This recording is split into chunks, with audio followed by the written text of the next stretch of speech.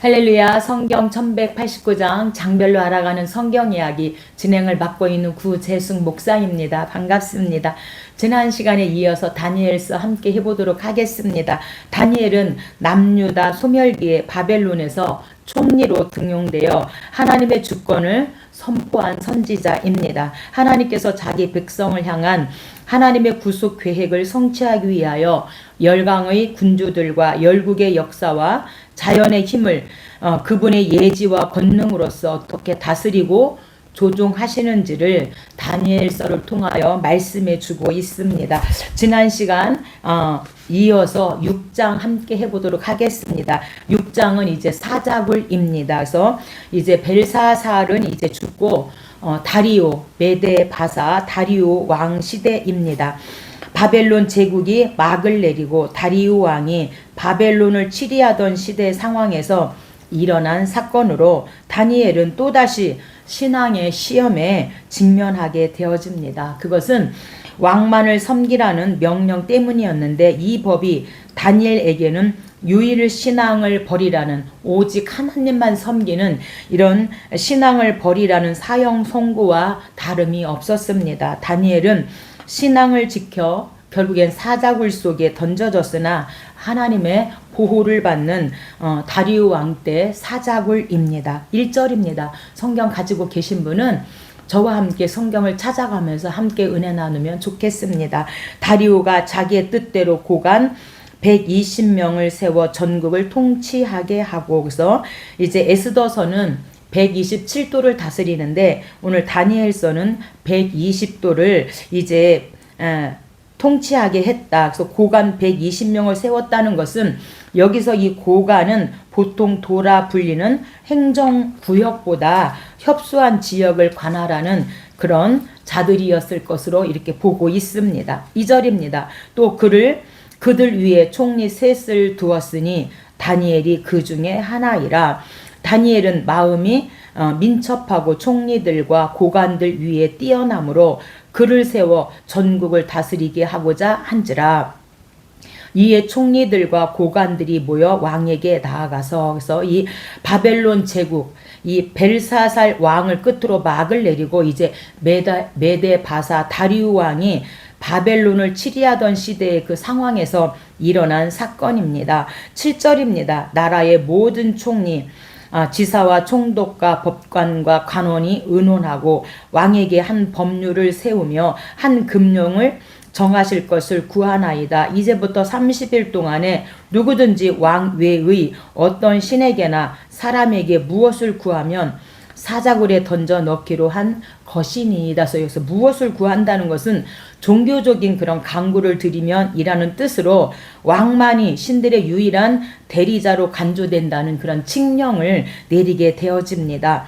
8절입니다. 왕이여 원하건대 금령을 세우시고 그 조서에 왕의 도장을 찍어 메대와 바사의 고치지 아니하는 규례를 따라 그것을 다시 고치지 못하게 하옵소서. 그래서 그 조서에 왕의 도장을 찍는다는 것은 이 몰입애들은 자신들이 목적한 바를 확실하게 하기 위해서 왕에게 금령을 조서로 만들어 왕의 도장을 찍어서 취소나 변개가 불가하도록 해달라고 요청을 하게 되어지는 것은 다니엘 죽이기이죠.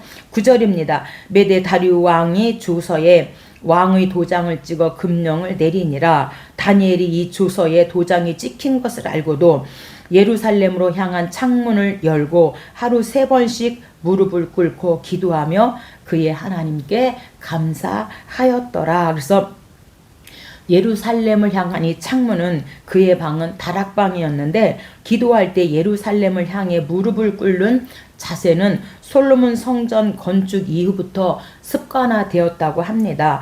그리고 창문을 연다는 것은 창문을 닫고 몰래 해도 될 텐데 왜 창문을 열고 그렇게 기도했는가?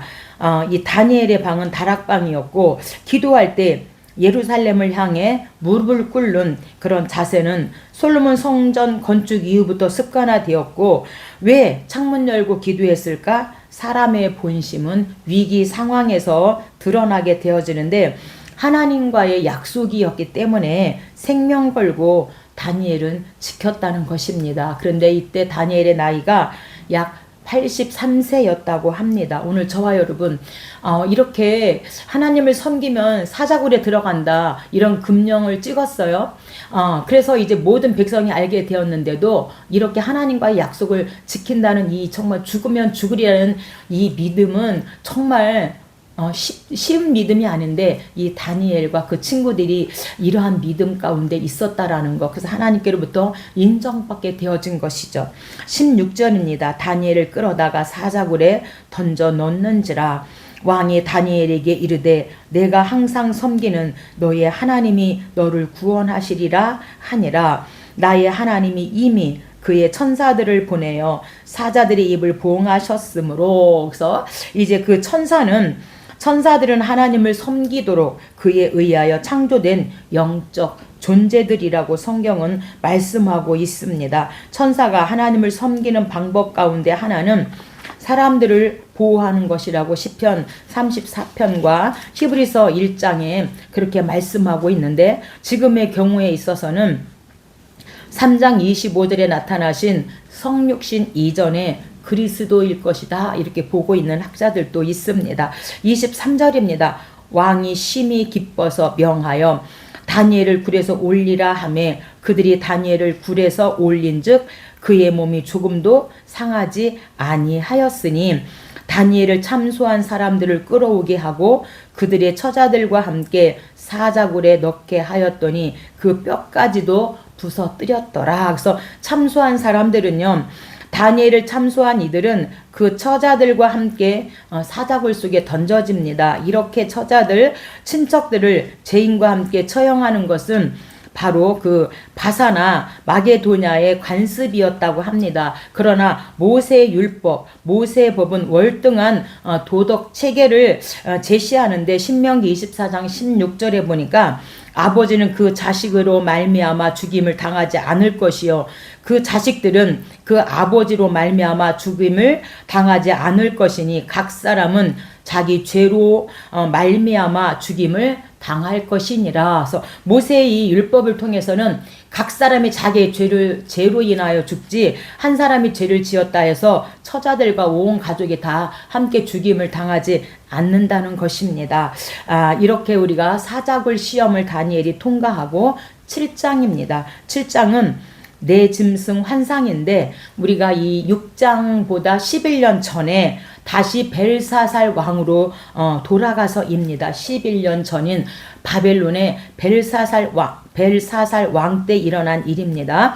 7장의 환상은 앞장의 사건보다 6장의 사자굴 사건보다 약 11년 전인 벨사살 왕 1년에 발생한 일들입니다. 다니엘이 본 짐승들은 차례대로 바벨론, 메데, 바사, 알렉산더 제국 헬라죠. 그리고 로마 세 개 제국을 상징하고 있습니다. 그러므로 이 환상은 역사의 흥망성쇠를 규훈한 것입니다. 그 같은 세계 역사의 전개 과정도 결국 하나님의 왕국, 주권자에 의해서 지배될 수밖에 없음을 다니엘을 통하여 알려주고 있습니다. 1절입니다. 바벨론 벨사살 왕 원년에 다니엘이 그의 침상에서 꿈을 꾸며 머릿속으로 환상을 받고 그 꿈을 기록하며 그 일의 대략을 진술하니라. 3절 큰 짐승 넷이 첫째는 사자와 같은데 독수리의 날개가 있더니 또 사람의 마음을 받았더라. 그래서 여기 4절에서 나오는 사자는 바벨론 제국의 느부갓네살을 말씀하고 있습니다. 5절입니다. 둘째는 곰과 같은데 그것이 몸 한쪽을 들었고 그 입의 이사이에는 새 갈빗대가 물렸는데 이르기를 많은 고기를 먹으라 하였더라. 그래서 이 곰은요 메대와 바사 제국서 다리우와 바사의 고레스 왕을 의미하고 있습니다. 그리고 몸 한쪽을 들었다는 것은 비유적 표현으로서 곰이 먹이를 낚아채기 위해 그 앞발을 든 것을 나타낸 것으로 곧 바벨론을 쳐 부수려는 메대 바사를 의미하고 있습니다. 6절입니다. 그 후에 또 다른 짐승 곧 표범과 같은 것이 있는데 그 등에는 새의 날개 넷이 있고 또 머리 넷이 있으며 권세를 받았더라. 그래서 이 표범은 헬라 제국 알렉산더 대왕을 의미하고, 날개 넷은 이제 알렉산더가 33세에 죽고 이제 그 수하에 4명의 장군이 4개의 나라로 이제 이렇게 나눠지는 것을 날개 넷으로 표현하고 있습니다. 그래서 이 4명의 장군 이름을 따서 프톨레미 왕조는 애굽을 이제 다스렸고, 셀루쿠스 왕조는 시리아 북쪽을 다스렸고, 리시마쿠스는 터키 소아시아 쪽을 다스렸고, 안티파터는 마게도냐 쪽으로 이렇게 4등분해서 나눠지게 됩니다. 7절입니다. 넷째 짐승은 쇠로 된 큰 이가 있어서 또 10뿔이 있더라. 넷째 짐승은 여기 10뿔은 로마 제국을 의미하고 있습니다. 그래서 로마 제국은 어느 나라보다 강대하고 잔인함을 강조하고 있습니다. 다른 짐승보다 상세하게 인상적으로 묘사한 것은 모든 것을 부수고 멸하는 가공할 만한 힘과 그 파괴성이 신상의 넷째 부분의 특징과 일치하고 있습니다. 새로 된 큰 이라고 이렇게 말씀하고 있죠.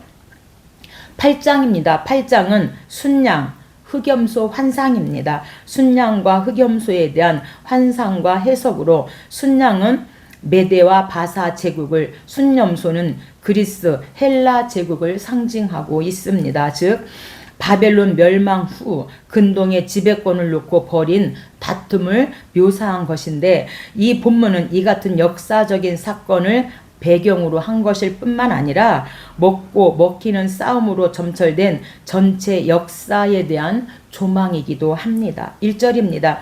벨사살 왕 제3년에 다시 한 환상이 나타나니라. 두 뿔 가진 순양이, 그래서 이 두 뿔 가진 순양은 메데와 바사를 의미하죠. 메데, 다리오, 바사의 고레스. 4절 그 순양이 서쪽과 북쪽과 남쪽을 향하여 받으나 그것을 당할 짐승이 하나도 없고 그것이 원하는 대로 행하고 강하여 졌더라. 한 순념소는 헬라 제국입니다. 서쪽에서부터 와서 온 지면에 두루 다니되 염소의 두 눈 사이에는 현저한 뿔이 있더라. 이 현저한 뿔은 알렉산더 대왕을 의미하고 있습니다. 8절입니다. 순념소가 스스로 심히 강대하여 가더니 강성할 때에 그 큰 뿔이 꺾이고, 그래서 알렉산더가 사망하는 거죠. 그 대신에 현저한 뿔 넷이, 그래서 그 부하의 장군 4개의 나라로 분열하는 것이죠. 뿔 넷이 하늘 사방을 향하여 났더라. 그래서 이 순념소는 헬라 제국 알렉산더 대왕을 의미하고, 큰 뿔이 꺾였다는 것은 알렉산더의 죽음을 의미하고, 현저한 뿔 넷은 4개 나라로 분열되는데 프톨레미 남쪽 애굽 쪽이고, 셀루쿠스는 시리아 북쪽이고, 리시마쿠스는 터키 소아시아 쪽이고, 안티파터는 마게도냐 쪽으로 이렇게 4개의 나라로 분열되어지는 것을 말씀합니다. 20절입니다. 내가 본 바 두 뿔 가진 순양은 메데와 바사 왕들이요, 순념소는 헬라 왕이요, 그의 두 눈 사이에 큰 뿔은 첫째 왕이요, 이 뿔이 꺾이고 그 대신에 4뿔이 났은즉 네 나라가 일어나되. 그래서 이렇게 8장입니다. 9장입니다. 9장은 70일의 환상입니다. 모세의 율법을 통해 이스라엘의 배교의 심판이 언급되고 있습니다. 예레미야는 그 심판의 기간을 70년으로 한정하고 있는 게 예레미야 50장, 포로 70년이죠. 이제 포로된 지 66년이 지난 때에 다니엘은 하나님의 약속이 실현되기를 기도하고 있습니다. 본문 후반부는 의인의 기도에 하나님께서 응답하신다는 것을 분명히 20절로 27절에 증거하고 있습니다. 1절입니다. 메대 족속 아하수에로의 아들 다리오가 갈대아 왕으로 세움을 받던 첫해 BC 538년경이죠. 그래서 11년 전 다니엘의 나이 83세 때입니다. 그 통치 원년에 나 다니엘이 책을 통하여 예레미야에게 알려주신 그 연수를 깨달았나니 곧 예루살렘의 황폐함이 70년 만에 그치리라 하신 것이니라. 그래서 예레미야 25장 포로 70년 그렇게 환상 중에 이제 곧 포로기가 끝날 것이다. 이렇게 이제 70년 만에 그친다는 것을 이제 환상을 통해서 알게 되었다 말씀합니다. 3절입니다. 내가 금식하며 베옷을 입고 죄를 덮어쓰고 기도하며 간구하기를 결심하고. 그래서 내가 금식하고 베옷을 입고 죄를 덮어썼다는 것은 외적인 이런 태도는 심중의 회개를 나타내고 있습니다. 이렇게 회개하고 금식을 행하며 기도하며 힘쓰는 까닭은 예레미야 선지자가 예언한 그 기한이 다 찼다. 이제 66일이니까 66년 지났으니까 이제 4년 남았죠. 그래서 그 기한이 다 찼으나 아무런 해방의 징조도 보이지 않았기 때문에 이렇게 지금 금식하며 베옷을 입고 죄를 덮었으면서 그렇게 하나님 앞에 기도하며 간구했다. 이렇게 말씀하고 있는 것입니다. 그래서 이때는 포로된 지 약 66년 됐을 때니까 이제 앞으로 4년 후면 우리가 포로기한할 텐데 왜 하나님께서 아무 말씀이 없으시지? 이렇게 지금 그것 때문에 금식하며 회개하고 기도했다는 것입니다. 다니엘의 믿음의 특징은요. 깨닫는 즉시 행동으로 실천하고 즉시 회개하고 금식하며 기도하는 거였습니다. 그래서 오늘 저와 여러분 내가 할 수 있는 것은 최선을 다해 믿음으로 즉시 옮기는 이런 다니엘과 같은 신앙을 소유했으면 좋겠습니다. 16절입니다. 주여 구하옵나니 주의 분노를 주의 성 예루살렘 주의 거룩한 산에서 떠나게 하옵소서. 그리하온즉 우리 하나님이여 지금 주의 종의 기도와 간구를 들으시고 주를 위하여 주의 얼굴빛을 주의 황폐한 성소에 비추시옵소서. 이렇게 기도로 하나님의 긍휼을 호소하고 있습니다. 19절입니다. 주여 들으소서. 주여 용서하소서. 주여 귀를 기울이시고 행하소서. 지체하지 마옵소서. 바로 우리가 통성기도할 때 주여 삼창하고 기도하겠습니다. 우리가 통성기도할 때 주여 기도하잖아요. 삼창. 주여 들으시옵소서. 주여 용서하소서. 주여 귀를 기울이시고 지체지 마옵소서. 이게 바로 주여 삼창의 우리가 뜻입니다. 그래서 이렇게 통성기도할 때 이 말씀 9장 이 19절 말씀에 의지해서 우리가 주여 삼창하고 기도하는 것입니다. 20절입니다. 기도하며 내 죄와 내 백성 이스라엘의 죄를 자복하고 내 하나님 여호와께 간구할 때 내가 기도할 때 이전에 환상 중에 본 그 사람 가브리엘이 빨리 날아서 저녁 제사를 드릴 때 즈음에 내게 이르더니 금식하며 회개하고 하나님 어서 속히 포로 귀환 시켜주세요라고 기도할 때 이제 저녁 제사 드릴 때에 가브리엘 천사가 왔다. 22절 다니엘아 내가 이제 내게 지혜와 총명을 주려고 왔느니라. 그래서 다니엘이 금식하고 저녁 제사 드릴 때 저녁 제사는 매일 드리는 상번제를 의미하고 있고요. 우리가 이렇게 매일 예배 드리는 예배 성공의 중요성이 얼마나 중요한지요. 83세 된 다니엘이 그곳에서 이 포로지에서도 하나님 앞에 그렇게 매일 저녁 제사를 드리며 하나님 앞에 기도했을 때 천사를 통하여 지혜와 총명을 주시겠다는 응답을 받게 되어집니다. 24절입니다. 이른 이래를 기한으로 정하였나니 이제 가브리엘 천사가 이른 이래를 기한으로 정했어. 이렇게 지금 말해주고 있는 거예요. 허물이 그치며 죄가 끝나며 죄악이 용서되며 영원한 의의가 드러나며 환상과 예언이 응하며 또 지극히 거룩한 이가 기름 부음을 받으리라. 이런 응답을 받게 되어집니다. 거룩한 이는 바로 예수 그리스도 메시아입니다. 기름 부음을 받은 자죠. 그래서 이 기름 부음 받은 자의 신성을 말해주고 있습니다. 이 거룩한 이란 형용사는 사람에게 사용할 수 없고요. 오직 예수 그리스도에게만 말할 수 있는 것입니다. 그래서 우리가 70일회를 우리가 본다면 70주간 우리가 히브리어로 샤부임 쉬부임인데 70주간을 77이 49 490일을 의미하는 것이 아니고 왜 아닌가? 주간을 의미할 때는 여성 복수 우리가 사오트 이렇게 샤부오트로 쓰여지고 있는데 여기에서는 남성 복수인 샤부임이 쓰여졌기 때문입니다. 그래서 주간이란 평범한 의미상의 특별한 의미를 가지고 있습니다. 그래서 7일을 나타내고 있는 것입니다. 그러나 7 곱하기 7을 곱으로 구분된 그런 특정 기간, 이 70은 메시아적 구속 기간을 또한 의미하고 있음을 말해주고 있습니다. 10장입니다. 10장은 이제 인자 환상 21일 금식입니다. 의인은 고통받는 동족과 하나님의 계시의 엄정성으로 인해 신앙적 가슴앓이를 합니다. 그러나 그에게는 하나님의 위로가 있었는데 이스라엘의 고통스러운 운명 때문에, 그것은 이스라엘 고통스러운 운명이 뭐냐면 성전 건축 지연입니다. 번뇌하며 기도한 다니엘에게 하나님은 자비로 임하십니다. 친히 그를 어루만지시며 두려워하지 말고 일어나라는 그런 권고로 다니엘을 이제 금식할 때 위로해 주십니다. 1절입니다. 바사왕 고레스 3년에, 이것은 BC 536년 다니엘 85세 때 일어난 일입니다. 우리가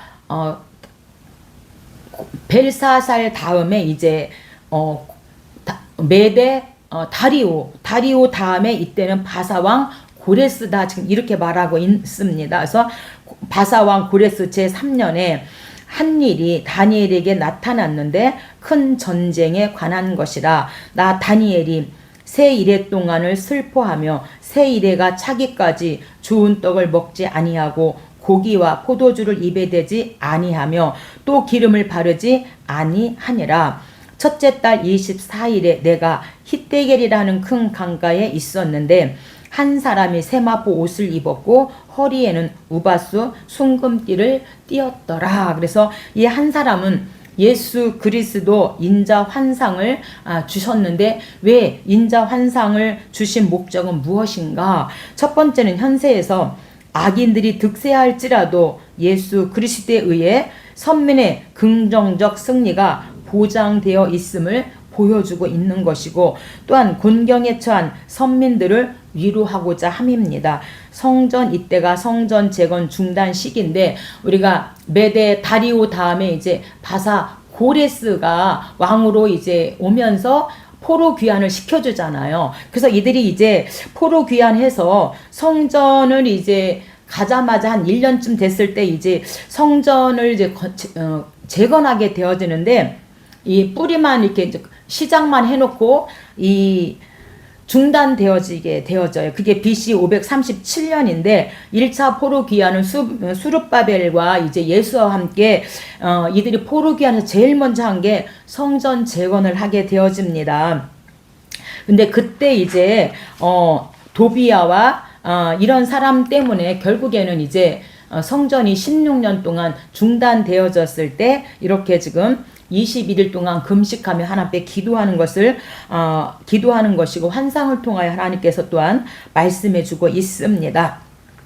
그래서 16년 동안 중단되었다가 이제 4년 동안 완공되어져서 20년 만에 이제 포로 귀환해 갖고 성전이 재건되어지는 것을 말씀해 주고 있습니다. 2차 포로 귀환은 에스라와 함께 BC 458년에 2차 포로 귀환을 했고 3차 포로 귀환은 느헤미야와 함께 BC 444년에 이제 포로 귀환해서 52일 만에 극적으로 성벽을 재건하게 되어지죠. 6절입니다. 몸은 황옥, 얼굴은 번갯빛, 눈은 횃불, 팔과 발은 빛난 놋, 그의 말소리는 무리의 소리와 같더라. 이 환상은 나 다니엘이 홀로 보았고 나와 함께한 사람들은 이 환상을 보지 못하였어도 그들이 크게 떨며 도망하여 숨었느니라. 그래서 나와 함께한 사람들은요, 다니엘이 환상을 볼 때 같이 있었던 동료들은 환상을 보지 못하고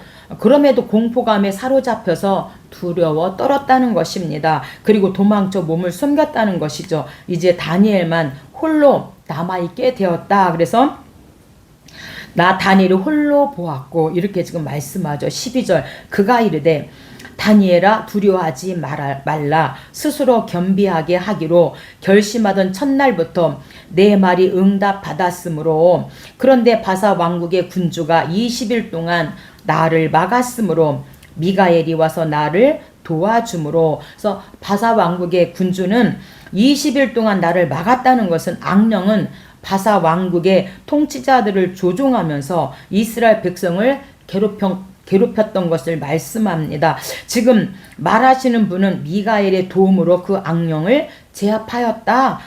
이제 바사는 이 천사의 영향을 받을 것이다. 그래서 바사를 배후에서 지배하는 악한 영을 지칭하는데, 성전 재건을 방해한 사람이 산발랏과 암몬 사람 도비아죠. 북이스라엘의 산발랏과 암몬 사람 도비아가 방해 공작을 펴서 16년 동안 성전이 그렇게 재건되어 16년 동안 중단되었는데, 이제 하나님께서 이제 그 천사를 통하여 이제 도울 것이다, 이렇게 말씀합니다. 14절, 내가 마지막 날에 내 백성이 당할 일을 내게 깨닫게 하러 왔노라. 이 환상이 오랜 후의 일임이라 하더라서, 마지막 날 기도할 때에 응답이 올 때까지 기도하는 것이 21일 마지막 날에 지금 이거죠. 기도할 때 응답이 올 때까지 오늘 저와 여러분도 기도하는 것이 중요하다는 겁니다. 우리를 지배하는 악한 영이 우리의 기도 응답을 방해한다는, 첫날부터 이미 응답되었는데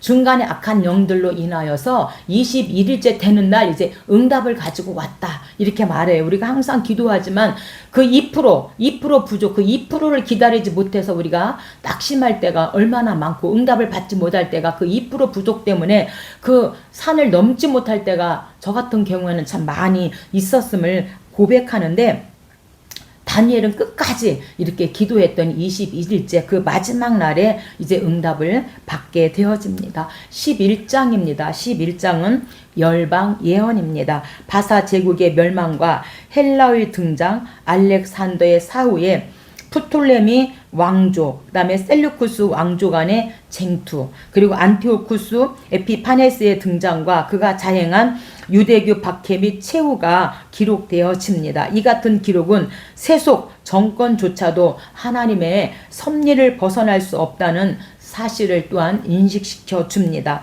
1절입니다. 내가 가브리엘 천사죠. 메대 사람 다리오 원년에 일어나 그를 도와서 그를 강하게 한 일이 있었느니라. 그래서 이 메대 사람 다리오를 도왔다는 것은 이방 나라 왕들도 하나님이 주관하신다, 이것을 의미하고 있습니다. 메대 다리오가 바벨론을 정복할 때 천사 가브리엘이 도와주었다, 지금 이렇게 말씀하고 있는 것입니다. 2절입니다. 이제 내가 참된 것을 내게 보이리라. 보라, 바사에서 또 새 왕들이 일어날 것이요 그 후에 넷째는 그들보다 심히 부유할 것이며, 장차 한 능력 있는 왕이 일어나서, 그래서 장차 한 능력 있는 왕은 바사 제국을 멸망시킨 BC 330년이죠. 헬라의 알렉산더 대왕을 의미하고 있습니다. 2절입니다. 그가 강성할 때에 그의 나라가 갈라져 천하사방에 나뉘일 것이나. 그래서 알렉산더가 죽은 후에 부하 장군들에게, 4명의 부하 장군들에게 그래서 4개의 나라로 분열될 일을 이제 갈라질 것이다. 그래서 천하사방으로 나뉘어질 것이다, 이렇게 말하는데, 그게 이제 4개의 나라죠. 프톨레미 왕조, 셀루쿠스 왕조, 리시마쿠스 왕조, 안티파터 왕조, 4명의 장군의 이름을 따서 4개의 나라로 이렇게 분열될 것이다 말씀합니다. 5절입니다. 남방의 왕들은 그 군주 중 하나는 그보다 강하여 권세를 떨치리니 그의 권세가 심히 클 것이요. 그래서 이 남방의 왕은 프톨레미 왕조입니다. 그래서 애굽 지역을 통치하던 남방의 왕들입니다. 그래서 이 애굽 프톨레미 왕조는 이제 남쪽입니다. 그래서 우리가 애굽의 그 제국 속에 속해 있는 유대를 의미하고 있습니다. BC 285년에서 204년인데 헬라 제국이 사분화되자 유대는 프톨레미 제국 속에 있게 되어집니다. 이때 가장 주목할 만한 사실은 알렉산드리아에서 프톨레미 2세 명령에 따라서 70인역이 헬라어로 번역되었다는 사실입니다. 이 70인역은 헬라 문화권 내에 흩어진 유대인들에게 유대교를 전파하는 도구로서 큰 공헌을 했고 신약에 인용된 구약 성경도 이 70인역에서 나온 것이고요. 그 다음에 셀루쿠스 왕조는 시리아 북쪽이죠. 그래서 이 셀루쿠스의 속국이 된 유다는 BC 204년에서 168년인데 BC 198년까지 프톨레미 그 애굽 왕조의 통치 아래 있다가 셀루쿠스와 이 프톨레미 왕조 간에 계속해서 전쟁이 있었어요. 그래서 셀루쿠스의 그 승리로 인해서 50년 이상이나 셀루쿠스 제국의 이제 이 프톨레미 유다인들이 이 셀루쿠스 제국에 속해 있게 되어집니다. 이때 유다는 온갖 박해를 받게 되었는데 성전은 헐리고 성전의 보물은 약탈되어졌고 할례가 금지되고 안식일이 금지되는 등 유대인이 제일 싫어하는 또한 대지피로 매일 희생 제사를 드리며 예루살렘 성전을 셀루쿠스 왕조에서 짓밟게 되어집니다. 이때 많은 유대인들이 순교당하였고 이것이 이제 마카비 혁명에 직접적인 영향이 되어지는데 이렇게 셀루쿠스 왕조와